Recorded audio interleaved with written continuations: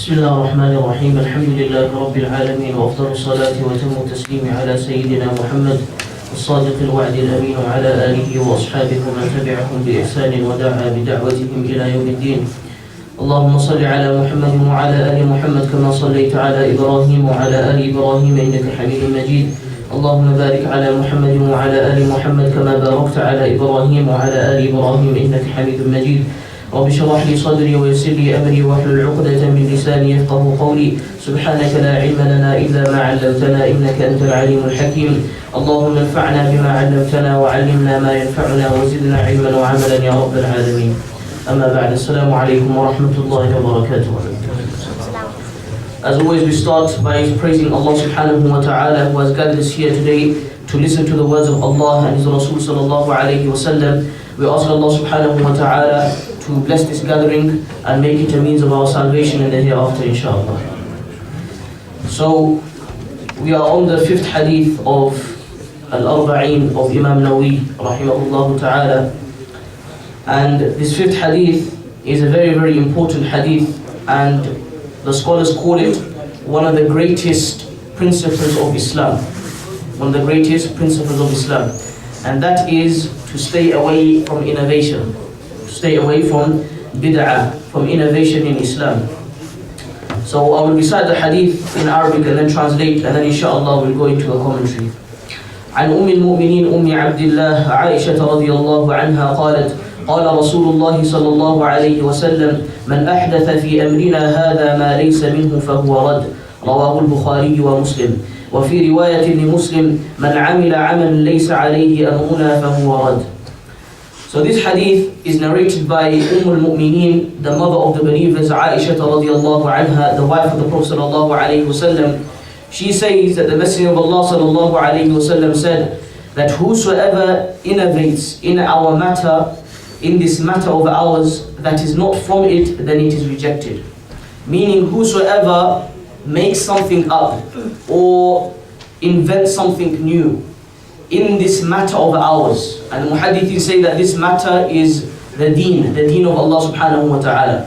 Whosoever makes something new up in the deen of Allah subhanahu wa ta'ala, that which is not from the deen, then it is rejected, i.e. rejected by Allah subhanahu wa ta'ala. That action will not be accepted in the sight of Allah. And we learn from other ahadith that this person, he will be on the path of misguidance, and in the hereafter this person will be punished by Allah subhanahu wa ta'ala. Now there's a lot of detail. We can spend weeks and months on this hadith, but inshallah we'll try and combine everything within half an hour, inshallah. So first of all, we'll talk about the narrator of this hadith, Aisha radiallahu anha. We all know Aisha radiallahu anha was one of the most virtuous women of Islam. Rasulullah sallallahu alayhi wasallam loved her a lot, the wife of the Prophet sallallahu alayhi wasallam. She was the daughter of Abu Bakr radiallahu anhu. We all know the status of Abu Bakr radiallahu anhu. Abu Bakr radiallahu anhu was a close companion of Rasulullah sallallahu alayhi wasallam. He was a person that stayed with the Prophet sallallahu alayhi wasallam in the cave when they were migrating from Mecca to Medina. So he had this special connection with the Prophet sallallahu alayhi wasallam. This was who Abu Bakr radiallahu anhu was. And he was known as As-Siddiq, the truthful one. And the reason why he was called the truthful one is because no matter what news came from the Prophet ﷺ, he accepted it straight away. There's actually a story behind why he was called As-Siddiq. And that is that when the Prophet ﷺ, he took the night journey, the famous story of Isra and Mi'raj, when he traveled from Mecca to Masjid al-Aqsa, and thereafter from Masjid al-Aqsa he traveled to the heavens, and he met Allah subhanahu wa ta'ala and revealed the hukum of salah. When the Prophet ﷺ came back and told the Sahaba radiallahu anhum, some of the Sahaba radiallahu anhum, they were not too sure about the truthfulness of this story. I.e., they weren't ready to accept it straight away. They accepted it, but it was a bit wishy-washy, as we call it, right? And then furthermore, when the mushrikeen of Mecca heard this, they put even more doubts in the Muslims' minds. That how is it possible that a man in one night, within the space of a few hours, can travel from Masjid al-Haram to Masjid al-Aqsa. Okay, at that time they didn't have planes. They used to travel by camel. So how is it possible, such a long distance you can travel in within a space of a few hours? And not just till Masjid al-Aqsa, to the seven heavens as well, to the extent that he met Allah subhanahu wa ta'ala. And then he came back, all the way back, within one night. So this is why the mushrikeen of Mecca, they started creating doubts in the hearts of the Sahaba. And they were talking amongst themselves. Some people accepted, some people didn't accept. You know, some people were in the middle, in between. They had doubts in their minds. And the mushrikeen, they used this opportunity to mock Islam. When the news came to Abu Bakr radiallahu anhu, they said, "Oh Abu Bakr, this is what the Prophet sallallahu alaihi wasallam is saying. What do you have to say about this?" Abu Bakr radiallahu anhu, he said that, "I accept it." Why is he not far-fetched? If the Prophet ﷺ can receive a single ayah of the Quran from the seven heavens, why is he not far-fetched that he can travel to the seven heavens as well? When he used to reveal an ayah of the Quran, how long did it take? It used to take a moment. Jibreel ﷺ used to come down straight away and recite the ayah of the Quran to the Prophet ﷺ.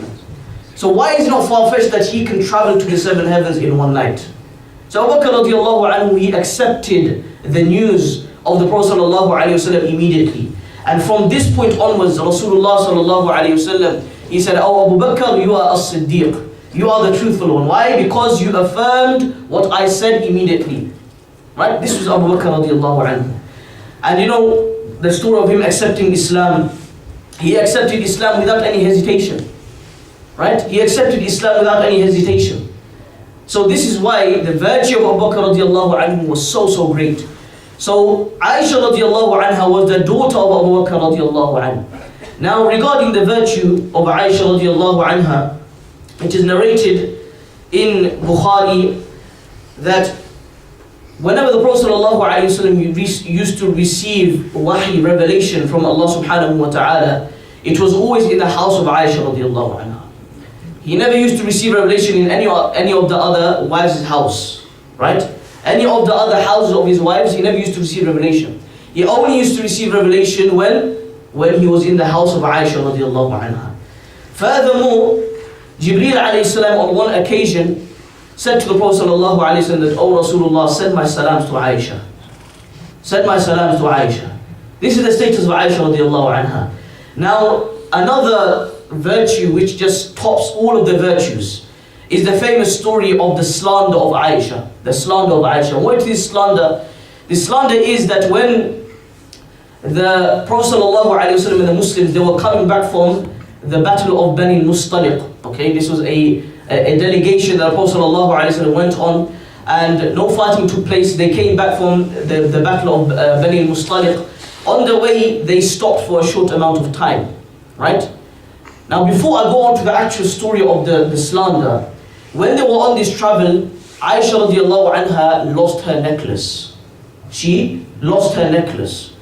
She complained to the Prophet sallallahu alaihi wasallam that, "Oh Rasulullah, oh Muhammad, oh Rasulullah, I have lost my necklace." The Prophet sallallahu alaihi wasallam, what was his reaction? What would our reaction be, brothers? If your wife lost your necklace and you are coming back from battle, you're really tired. Don't even ask. Don't even ask, right? Forget about the necklace, I'll buy you a new one from Abdus, right? This will be our reaction. What is the reaction of the Prophet sallallahu alaihi wasallam? The Prophet sallallahu alaihi wasallam stopped the entire army. What did he do? He stopped the entire army and he said, "We are not going to move from here until we find the necklace of Aisha radiallahu anha." So they started looking and they started looking. They stayed in that place for a very long time. Okay. Now, because they stayed for a long time, they only had a limited amount of provision.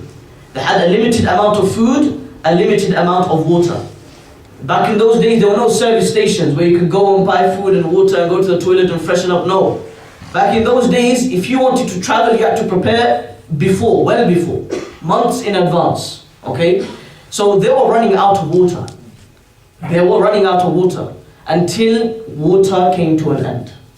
Now, how do you perform wudu, brothers? With orange juice?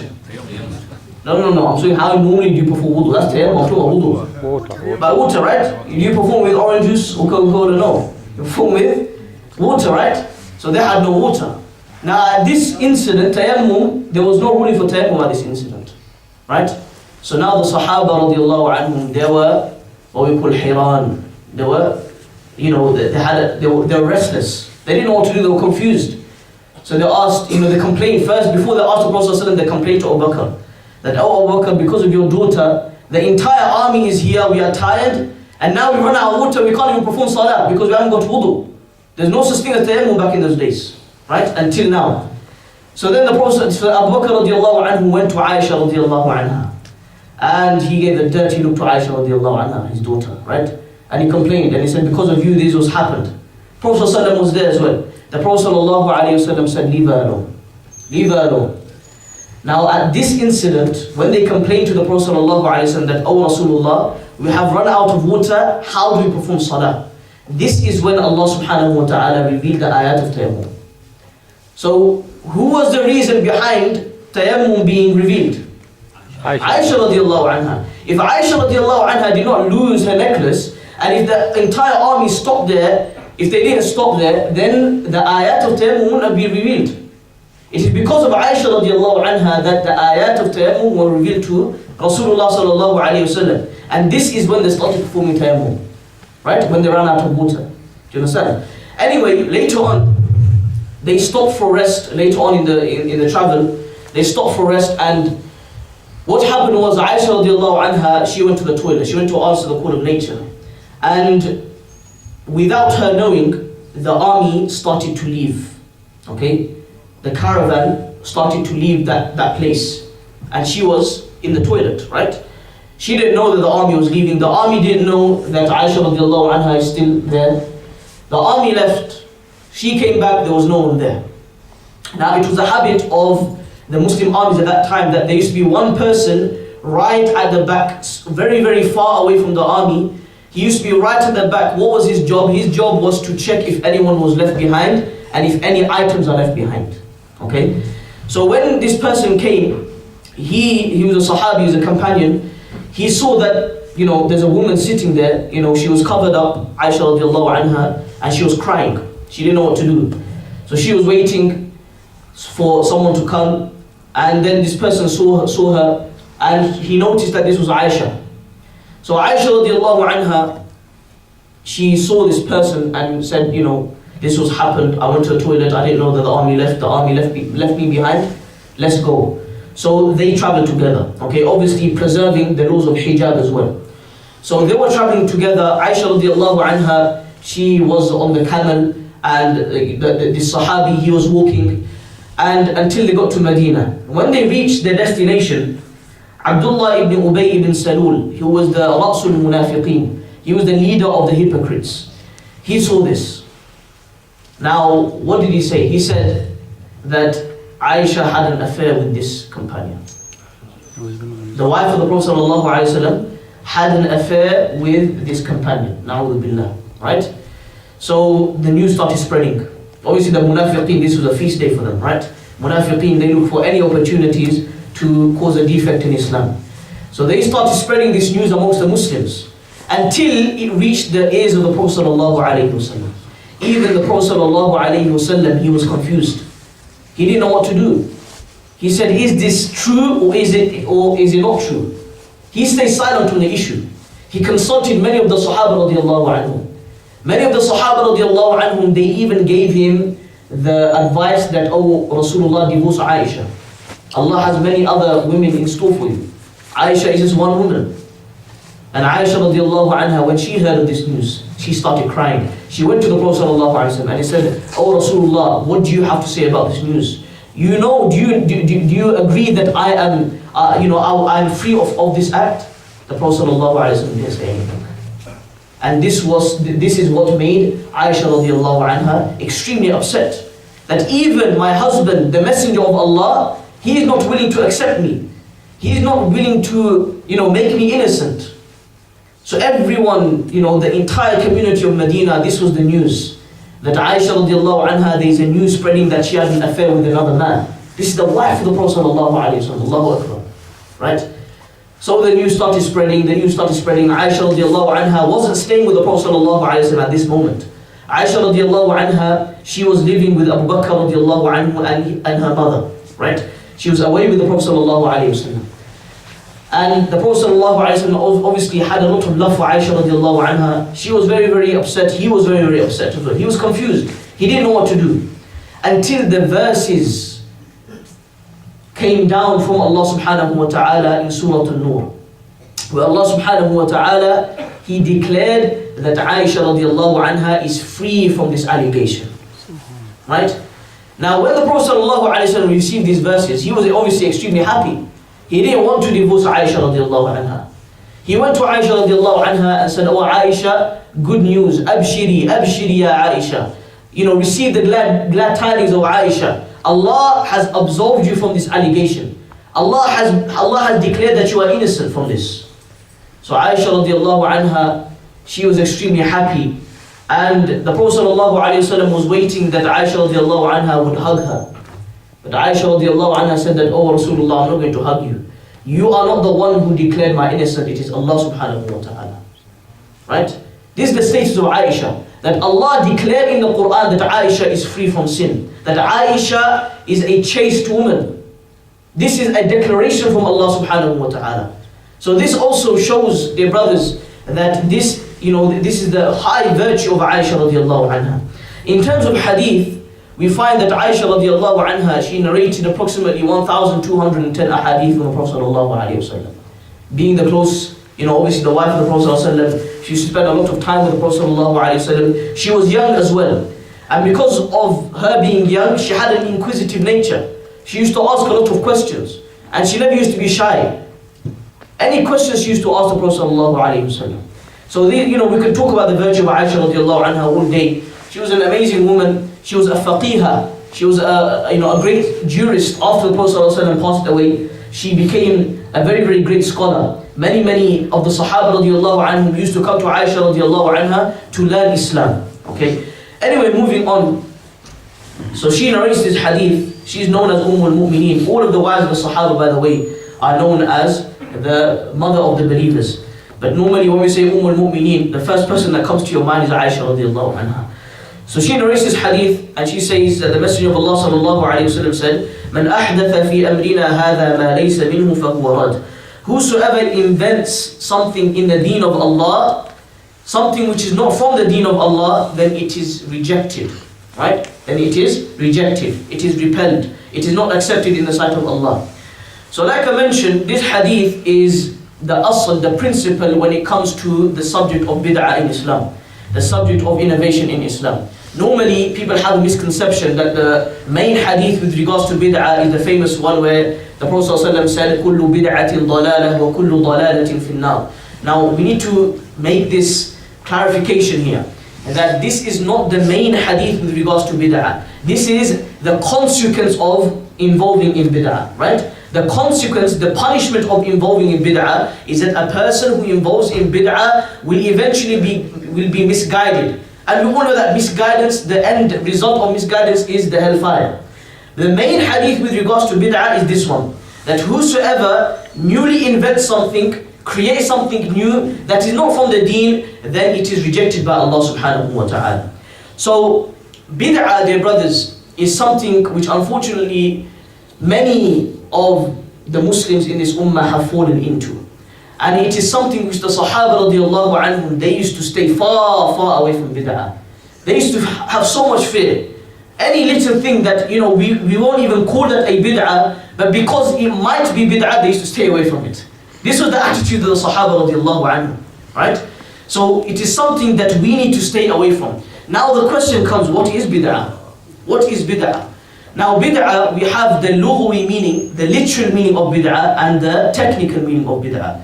The literal meaning of bid'ah in the Arabic language, when you say abda'a, we mean ahdatha, meaning something which a person has newly invented, right? Something a person has newly invented. So for example, a person, he invents a car, right? He makes a new kind of car with new technology in the car. In Arabic we call this abda'a or ibda', to create something new. In the Sharia, bid'ah means for you to create a new action which has no basis in the Sharia, right? For you to create such an action which, number one, has no basis in the Sharia.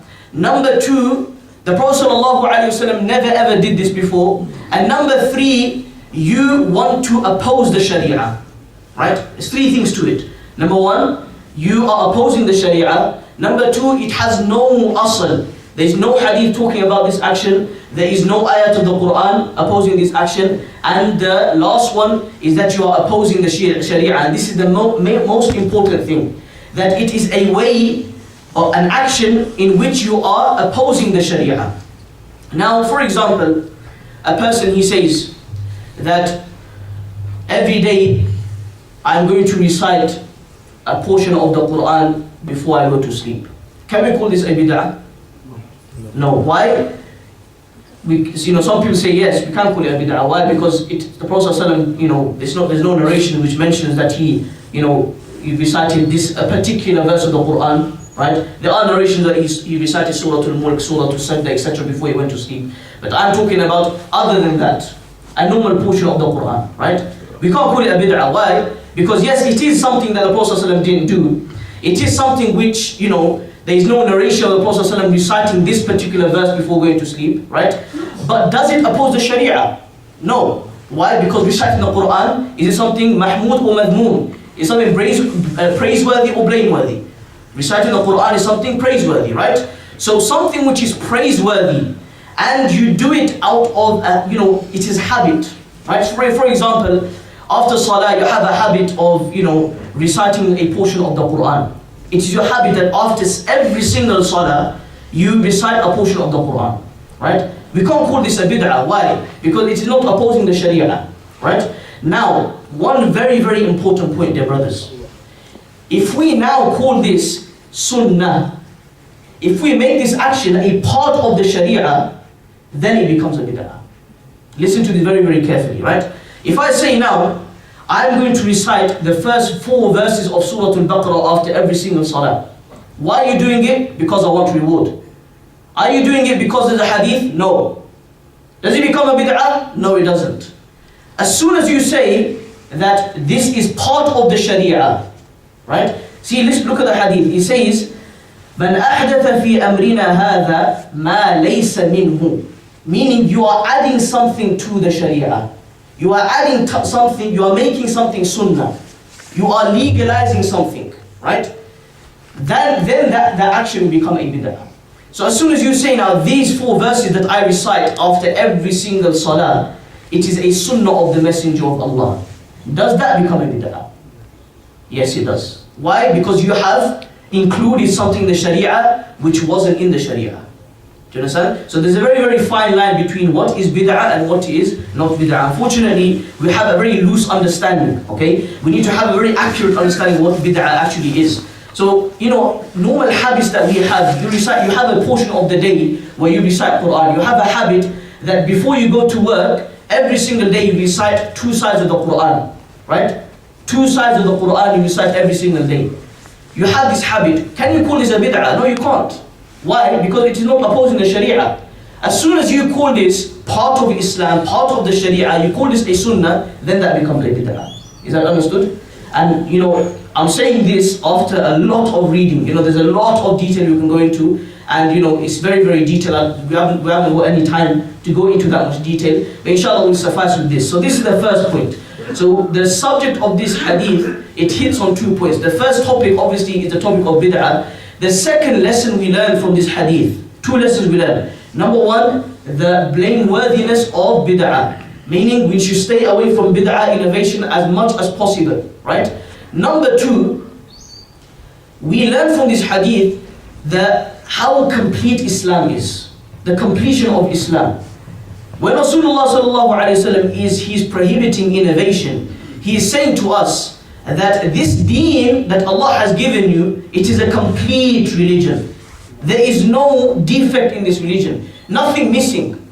And this is why, the mushrikeen, they asked the companions, they said that your religion is a strange religion. Your Prophet, he teaches you everything. He even teaches you how to go to the toilet, right? So they were trying to make a mockery of Islam. The Sahaba radiallahu anhum, they said, yes, of course, this is the perfection of our Islam. He even teaches how to go to the toilet. And if you study the books of fiqh, you find that there is nothing left out by Islam. Islam has a say on each and every aspect of our lives. And this is why Islam is not a religion, but rather Islam is a way of life. Okay? When we say deen, we translate it as religion, but rather the better translation should be a way of life, a way of living, how we live our lives, how we conduct ourselves. Okay, so this is another lesson we learn from this hadith. So 2 lessons. Number 1, the importance of staying away from innovation, and number 2, we learn the importance of knowing that the religion of Allah subhanahu wa ta'ala is a complete religion. A third thing I can add as well is that we realize from this hadith the importance of following the sunnah of Rasulullah sallallahu alayhi wa sallam. In one verse of the Quran, Allah subhanahu wa ta'ala, He says that مَن يُطِعِ الرَّسُولَ فَقَدْ أَطَاعَ اللَّهِ. Whosoever obeys the messenger has surely obeyed Allah.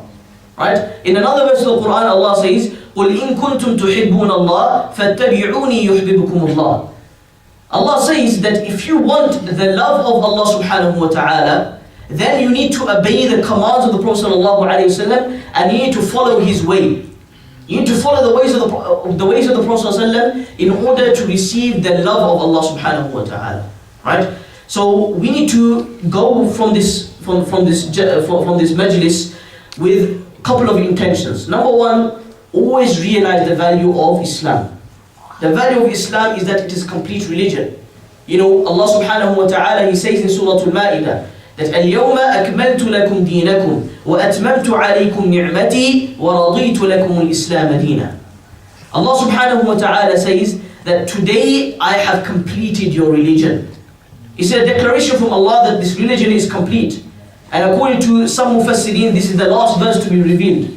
Although it is not the most correct opinion, but it is one of the last verses to be revealed by Allah subhanahu wa ta'ala, where Allah declares that this religion is a complete religion. Right? The second intention we need to go away with is any action that we do, we need to make sure that we don't step out of line and we don't oppose the Sharia. And we need to make sure that it doesn't become an innovation. And the third intention we should make is always make a habit to follow the sunnah of Rasulullah sallallahu alayhi wasallam. And this will not happen unless a person spends time in seeking knowledge. Something very, very important. We should all make an intention, inshallah, to seek knowledge, because when we seek knowledge, we will understand what is sunnah, what is not sunnah. And when we realize that this is sunnah, then immediately we should act upon the sunnah of Rasulullah sallallahu alayhi wasallam. So inshallah we'll end it here. One last point with regards to the topic of bid'ah, just to back up my point with regards to what I said, that bid'ah is something which does not oppose the Sharia. Anything new, we can't call it a bid'ah, right? So this is why the ulama, they split up bid'ah into 2 parts. Bid'ah which is in the deen and bid'ah which is out of the deen, right? Bid'ah which is related to the deen and bid'ah which is not related to the deen. What is bid'ah which is not related to the deen? For example, coming to the masjid in a car. Did the Prophet ﷺ come in a car? No. How did he used to go to the masjid? In Mecca, on foot, right? In Medina, obviously, his house was right next to the masjid, right? But can we now, subhanAllah, say that coming in a car is a bid'ah? No. Why? Why can't we say it? It's something that the Prophet ﷺ didn't do. Why can't we say it? Because it is not something which is part of the deen. Nothing to do with the deen, right? Driving a car is nothing to do with the deen, right? Then we have the second type, bid'ah, which is related to the deen. Now, anything new that we do in the deen, we can't call it a bid'ah, right? Something which is related to the deen, we can't call it a bid'ah. When does it become a bid'ah? When we make it part of the Sharia. There's a very, very thin line. Let me give you one example. At the time of Abu Bakr radiallahu anhu, when he was a Khalifa, he was a Khalifa of Islam. There was one battle that took place. The battle when Abu Bakr radiallahu anhu, he sent armies out to Yamama. Everyone know the battle of Yamama? No. Who knows the battle of Yamama? Put your hand up. What was this battle about? Who has heard of Musaylamah ibn al-Kadhdhab? Yes? The false prophet. Everyone knows about the false prophet. Yeah? By the way, there were many, many false prophets. He was just the famous one, right? Musaylamah al-Kadhdhab, he was a false prophet. He, declared that he is a messenger after the messenger of Allah. Na'udhu billah. So what happened was, he started causing a lot of fitna amongst the Muslims. Abu Bakr radiallahu anhu decided to send an army to get rid of him, right? So this battle was called the Battle of Yamama. Now in this battle, many qurra, many huffaz of the Quran, they died. They passed away. Approximately 70 Hufaz of the Quran, they passed away. When Umar radiallahu anhu saw this, he feared that we are going to lose the Quran. Because at that time, the Quran was not compiled in a book. You know how we have a mushaf today? There was no such thing as a mushaf back in those days, right? If you were to go to the Prophet ﷺ and said, I want the mushaf, there was no such thing as mushaf in those days, right? We have a mushaf now, right? So what happened was Umar radiallahu anhu, he went to Abu Bakr and said, oh Abu Bakr, so many Hufaz of the Quran have passed away. And I fear that if things carry on going as they are, then we are going to lose many, many people who have memorized the Quran. And this is how the Quran was preserved at the time. They used to write verses at the time of the Prophet ﷺ, but nothing was compiled. We can't, one person, one Sahabi had one verse of the Quran, another Sahabi had one surah of the Quran. Nothing was compiled, right? In one mushaf. So Umar radiallahu anhu, he said, oh Abu Bakr, what do you think with regards to compiling the Quran in one book? Right? In one book, what we call a mushaf today, right? And this word al-mushaf, where did it come from? Abu Bakr radiallahu anhu. Abu Bakr radiallahu anhu, when he started this project of compiling the Quran, when he finished, he said, we're not going to call this Quran, we're going to call this al-mushaf. Because the actual al-Quran is in Lawh al-Mahfuz, right? So anyway, he said that, what do you think of undergoing a project wherein we gather the entire Quran in a single book so that the Quran can be preserved? What was the reaction of Abu Bakr radiallahu anhu? He said that I don't want to do, كيف أفعل شيئا لم يفعل النبي صلى الله عليه وسلم. How can I do something which the Prophet صلى الله عليه وسلم didn't do? So Umar radiallahu anhu, he said, فيه خير ومصلحة الناس. What do you say? فيه خير ومصلحة الناس. He said, by doing this, there is goodness and benefit for the people. So Abu Bakr radiallahu anhu said, I'll think about it. He went home, he did istikhara, he thought about this issue, he came back to Umar radiallahu anhu a few days later and he said, oh Umar, you're right. If we compile the Quran, yes, it was not done by the Prophet sallallahu alaihi wasallam, but there's benefit in the Muslims, right? And does it have a basis in the Sharia? Yes, it does. Allah subhanahu wa ta'ala says that we have إِنَّا نَحْنُ نَزَّلْنَا الذِّكْرَ وَإِنَّا لَهُ لَحَافِظُونَ. This is the basis of compiling the Quran, right? That we have revealed the Quran and we will surely protect it. How do you protect it? There are many, many ways. Memorizing the Quran is one of those ways. Writing down the Quran and compiling the Quran in a mushaf is another way, right? So there is an asl, and because of this, Jam'ul Quran, what Abu Bakr radiallahu anhu did, can we call that a bid'ah? No. Why? Because there is a basis in the Sharia for it, right? Anyway, we will suffice with this inshallah. We ask Allah subhanahu wa ta'ala to purify our hearts of all types of innovation. We ask Allah subhanahu wa ta'ala to grant us all the ability to act upon what has been said. We ask Allah subhanahu wa ta'ala to grant us all the ability to act upon all of the sunan of Rasulullah sallallahu alayhi wa sallam. Wa akhiru da'wana alhamdulillahi rabbil alameen. Jazakallahu.